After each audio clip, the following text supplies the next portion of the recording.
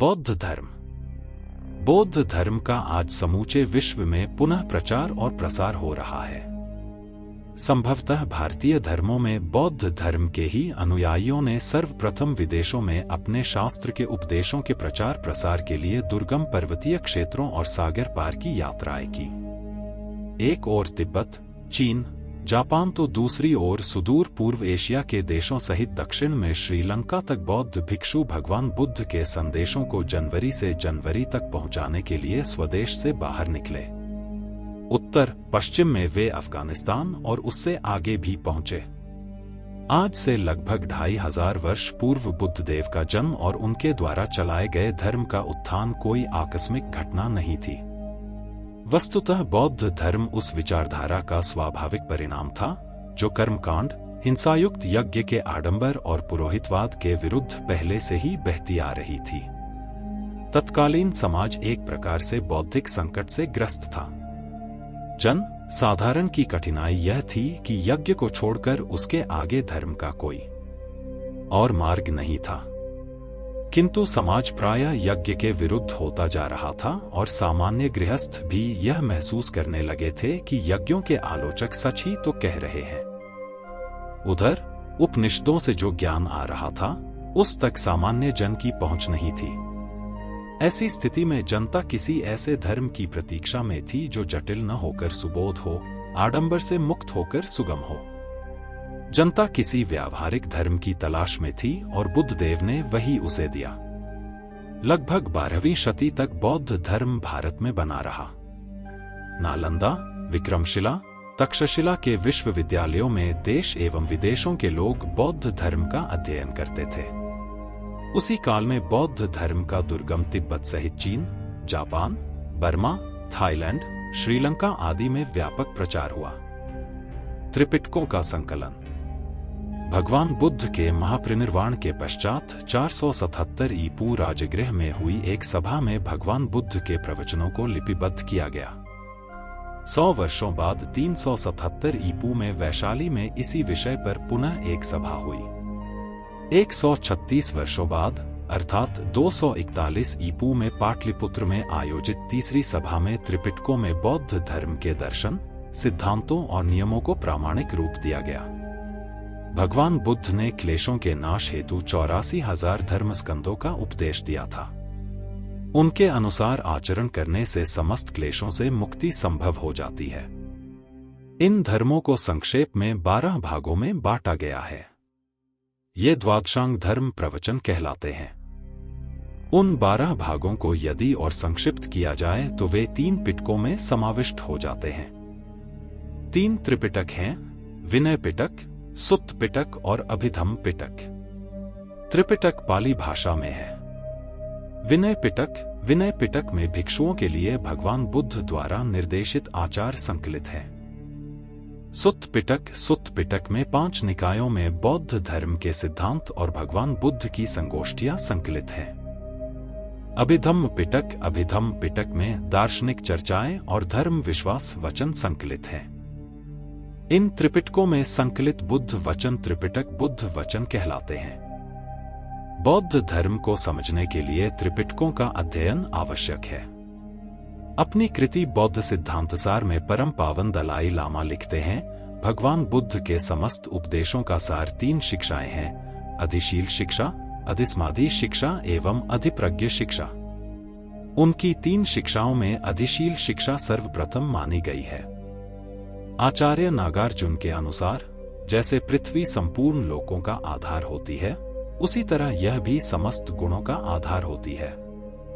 त्रिपिटकों के सारे तत्वों का इन तीनों शिक्षाओं में समावेश हो जाता है। बौद्ध धर्म में कर्म भगवान बुद्ध के नैतिक आदर्शवाद की आधारशिला है। बुद्ध शासन कर्म पर ही आधारित है। कर्म और विपाक के पारस्परिक संबंध एवं अन्योन्याश्रित स्वरूप से ही यह संसार चक्र चलता है। कमा विपाका वतंती विपाको कम संभवो कमा पुनर्भवो होती एवं लोको पवतति। कर्म से विपाक प्रवर्तित होते हैं और स्वयं विपाक कर्म से संभव है। कर्म से पुनर्जन्म होता है, इस प्रकार यह संसार प्रवर्तित होता है। भगवान बुद्ध के कर्मशील पर आधारित हैं। वे मैत्री, करुणा और दया से परिपूर्ण होते हैं। क्रोध, लोभ जन्य कर्मों का कोई स्थान नहीं। भगवान बुद्ध जानते थे कि कर्मों का फल अवश्य मिलेगा। शुभ कर्मों का शुभ एवं अशुभ कर्मों का अशुभ फल प्राप्त होगा। एक बार उन्होंने भिक्षुओं से प्रवचन के दौरान कहा, भिक्षुओं, क्रोध को छोड़ो, लोभ को छोड़ो, द्वेष को छोड़ो। मैं तुम्हारा जामिन बनता हूं, तुम्हें फिर इस संसार में नहीं आना पड़ेगा। कर्म के 3 स्वरूप होते हैं, कायिका, वाचिक एवं मानसिक। बौद्ध धर्म में 10 अकुशल कर्मों का प्रतिपादन है। ये हैं कायिक, प्राणतिपात, प्राणी हत्या, अत्तादान, चोरी, कामेसुभिच्छाचार, कामभोग संबंधी दुराचार। वाचिक, मुसावाद, मिथ्या भाषण, पिशुना वाचा पिशुन वचन, पुरुषा वाचा कठोर वचन, सफलाफ व्यर्थ आलाप। मानसिक, अभिप्जा, लोभ, व्यापाद, मानसिक हिंसा, मिच्छा दृष्टि। भगवान बुद्ध की इन शिक्षाओं का मुख्य लक्ष्य दुख निवृत्ति है। उन्होंने इन बातों को 4 भागों में विभक्त किया है।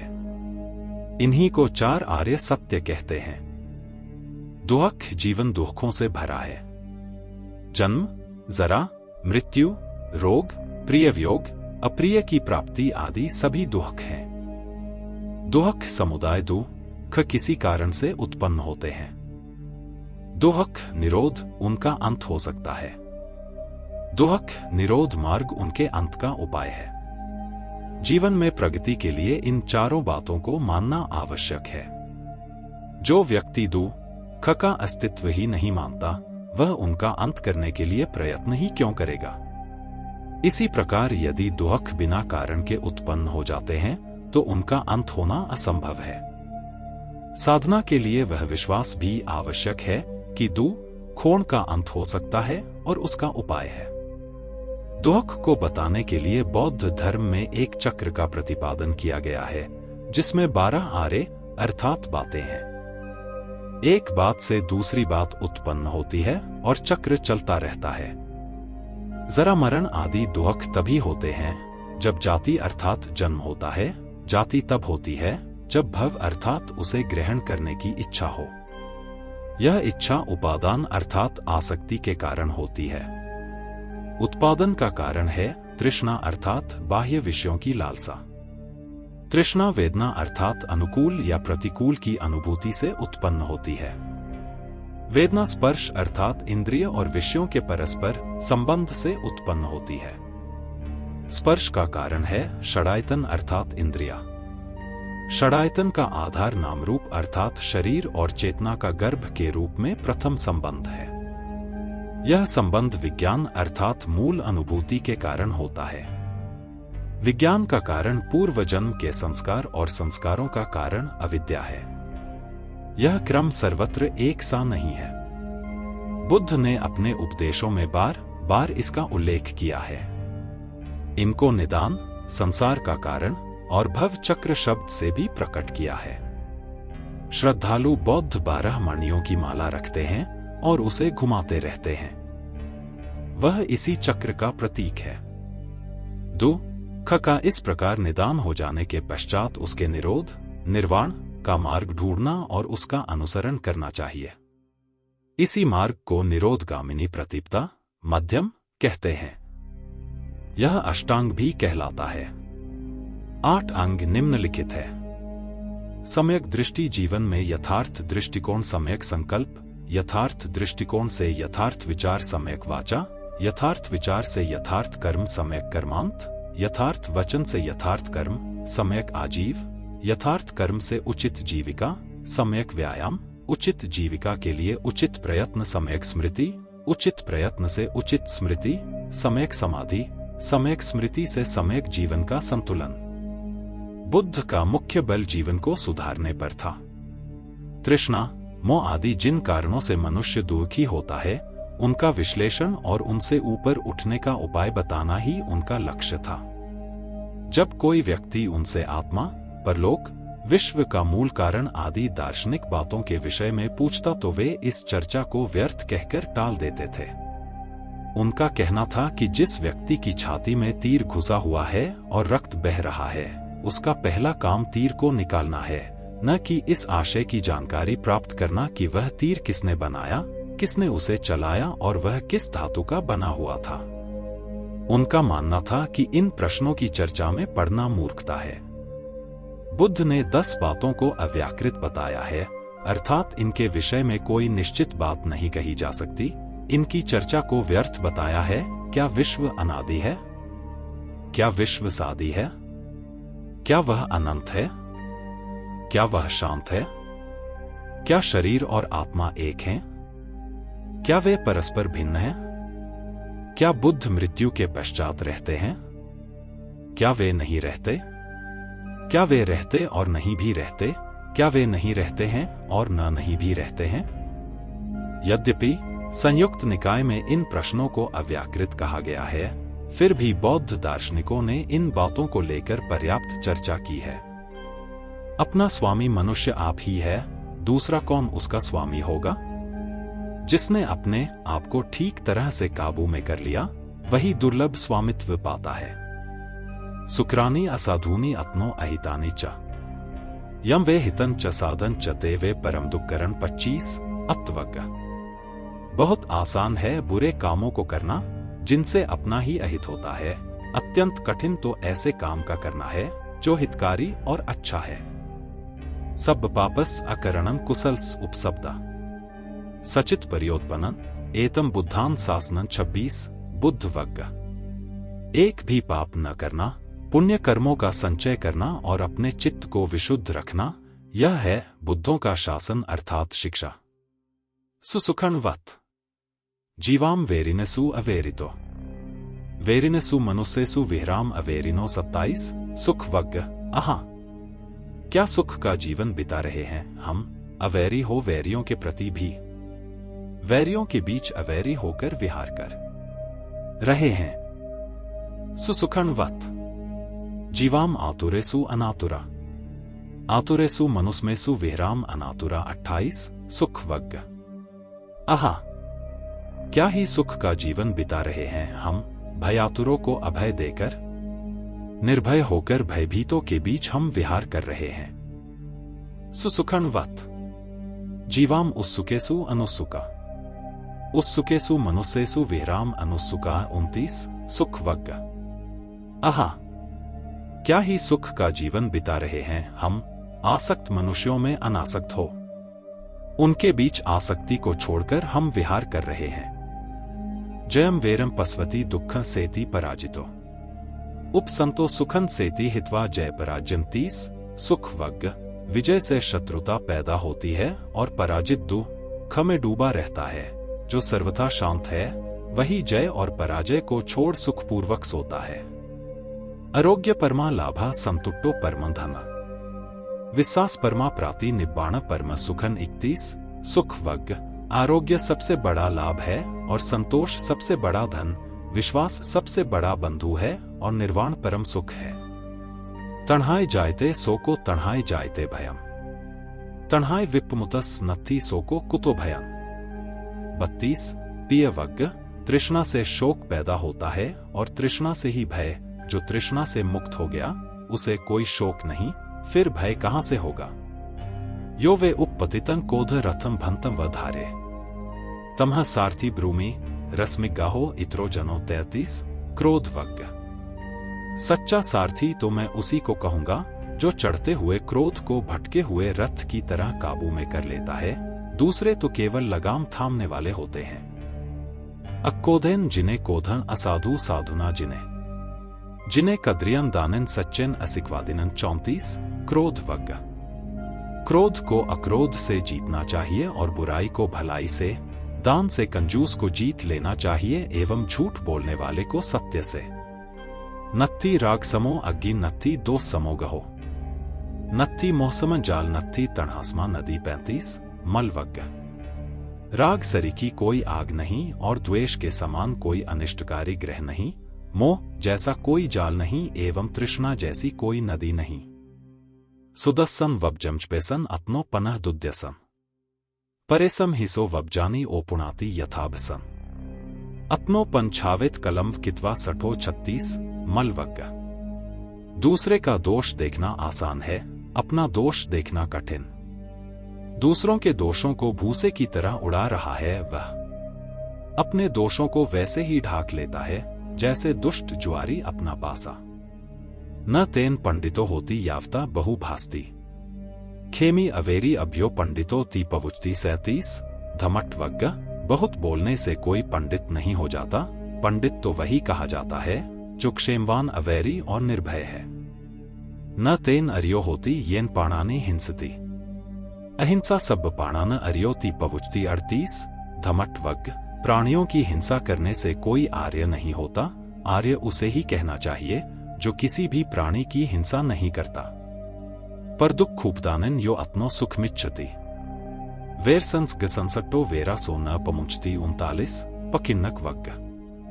दूसरों को दुख देकर जो स्वयं सुख पाने की इच्छा रखता है, वह वैर से भरा हुआ मनुष्य वैर से छूट नहीं सकता। अक्तम दुक्कतन सेयो पेछा तपती दुक्कनम, कतन च सुक्तन सेयो यंकत्वा नानुतपति 40 निरयवग्ग। एक भी पाप न करना उत्तम है, क्योंकि बुरा काम करने वाला बाद में पछताता है। उत्तम है सत्कर्म का करना, जिसे करके पछताना नहीं पड़ता। न जटाही न गोते ही न जेचा होती ब्राह्मणों, यही सच्चन च धमो चसो सुचि सो च ब्राह्मणों 41 ब्राह्मण वग्ग।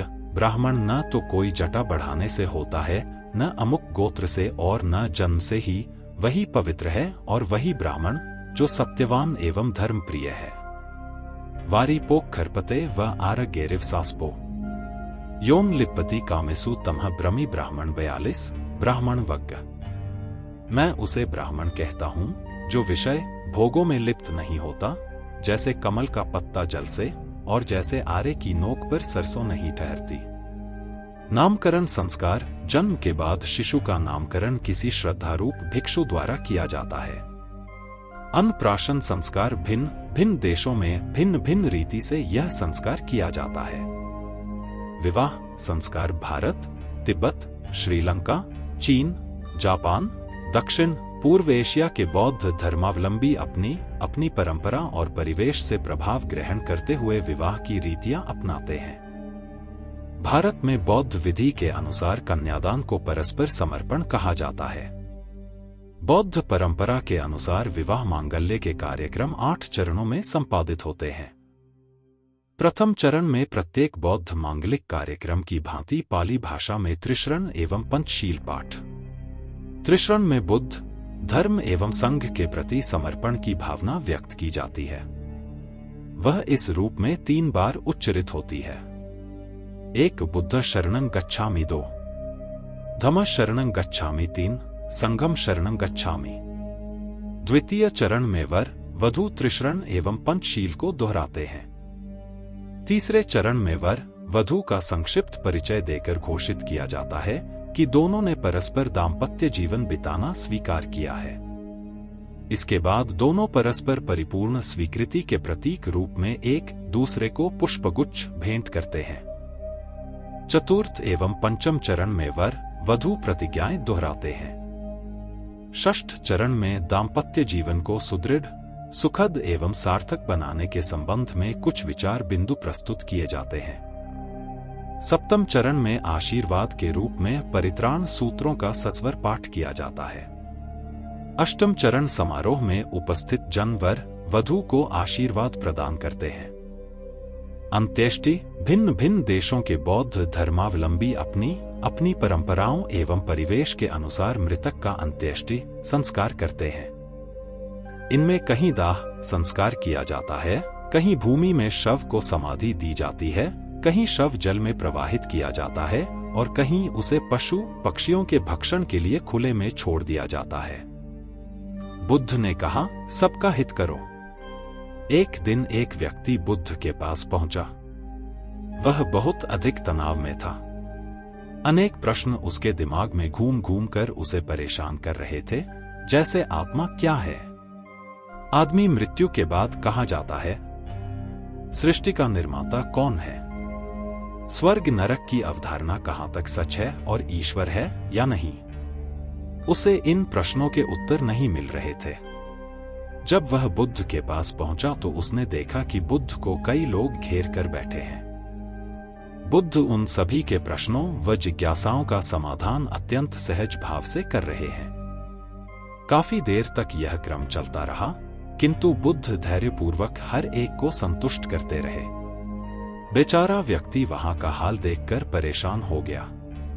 उसने सोचा कि इन्हें दुनियादारी के मामलों में पड़ने से क्या लाभ। अपना भगवत भजन करें और बुनियादी समस्याओं से ग्रस्त इन लोगों को भगाए। किंतु बुद्ध का व्यवहार देखकर तो ऐसा लग रहा था मानो इन लोगों का दुख उनका अपना दुख है।